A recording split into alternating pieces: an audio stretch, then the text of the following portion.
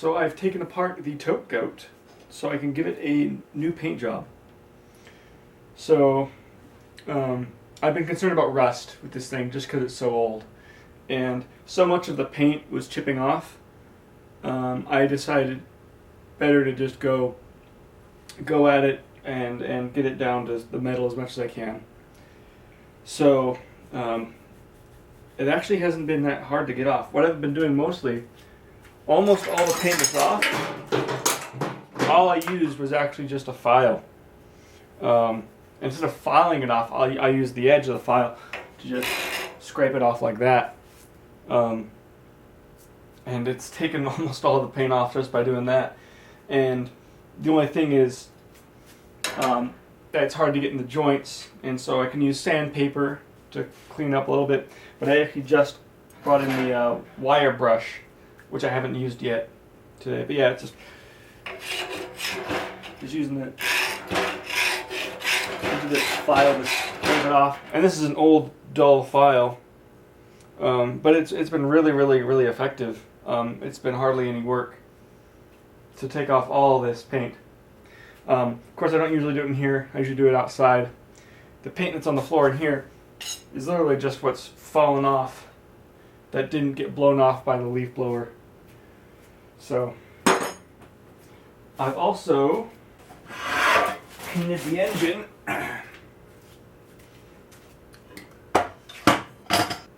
The engine was already black, except for a few spots, which were unpainted. But I cleaned up the engine, gave me a chance to look at all the lines. The gas lines I had to chop off the end because it was starting to crack. But I got a chance to look at this lever here. The pivot on it was starting to bind up, so I got a chance to look at that and fix that up. I got a chance to take off the pull and got a chance to take off the pull, and I actually just washed the rope in the washing machine. And that rope looks nice. The one thing I still need to do, which I'm not going to do until it's ready to be put back together, is I need to lengthen this exhaust pipe out to about here. So that's going to be chopping it off and then having it welded with an extension of this pipe. The reason I'm going to wait is because I have to see how long the pipe can be without it interfering with taking the engine in or out, which I'm hopefully not going to have to do very much anyway, but I'd rather not have to ever undo these holes or these bolts, just because I do not trust it not wearing out. That's exactly what happened to the previous engine, though granted it was from the 70s. I also chopped off these things. These would have held the original gas tank. Just chopped them clean off. It looks great without them, and that actually will help a lot in moving the engine in and out. Those would get out. These would get in the way. So the engine's done. The filter's washed. The oil's changed. This is good to go, except for the exhaust pipe. So now it's just the body of the Tote Gote I have to worry about.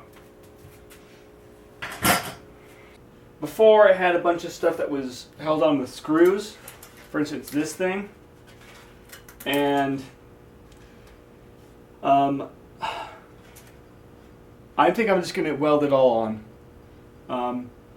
And then try to seal up all the seams with JB Weld or Bondo or something. So that way it's got a smooth body, and I don't have to worry about water getting in underneath because I'll have sealed it up. That'll make painting easier, and it'll just make it easier.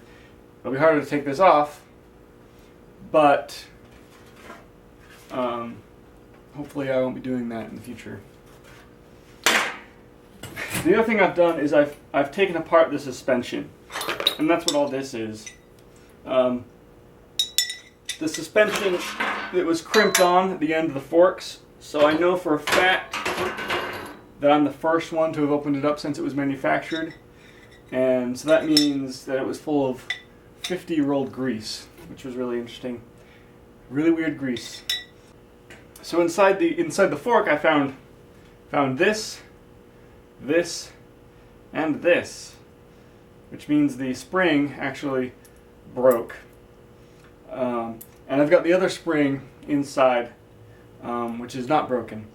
But so I'm gonna have replacement springs made for it, which will be really nice. These springs were not long enough, for one thing. It had play at the end of the travel, and it was not strong enough. It would nearly bottom out, you know, without any weight on it in the first place. You know, just with the Tote Gote's weight. So, got the suspension all looked at. Originally, the Tote Gote would have had expanded metal mesh covering the gears and the chain, or covering the gears and the chains and the belts, so you couldn't stick your hand all in this area. And it wouldn't have one covering here because that's where the pull is at. And I'm not sure how much of this was covered. But something that's really cool is where the expanded metal was, it's left impressions in the pipe frame. So even though I never saw it with the expanded metal on it, I'll be able to figure out where it all was and put it in the original spots.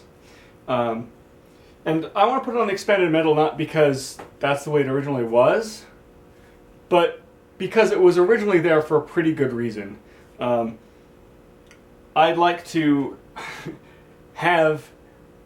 for people less familiar than me to be able to safely ride the Tote Gote. And part of that, I think, includes covering up the dangerous gears and crap. So I can actually see right here that there is impressions for the expanded metal all the way down to here. So it probably covered this entire side up to here. So, but I'd like to weld on the expanded metal so it's just on there, right? That'd be great. That'd be easy. The problem is then it makes getting these pulleys and the engine in and out really difficult.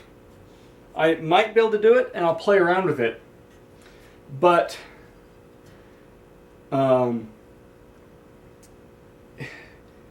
if I can pull it off, I'm going to try that. If not, I'm going to kind of build it onto like a frame, weld it to a frame, and then just use a few places where it actually bolts to the frame. So the expanded mesh has a frame so that its ends are all covered with a little, I'm thinking like 1/8" rod, you know, that'll just bend around the circumference of whatever the expanded metal ends up being. And then I can tack weld that on. So far it's looking good. I've spent surprisingly little time on this so far, and I'm really happy because I haven't spent any time on it yet, and it's already pretty far along. I probably spent the most time cleaning up the engine and getting it clean so the paint would stick to it. So, you know, because of course the engine's covered in oil, and so I don't want to make a really super boring video where I'm just sanding away and getting this paint off.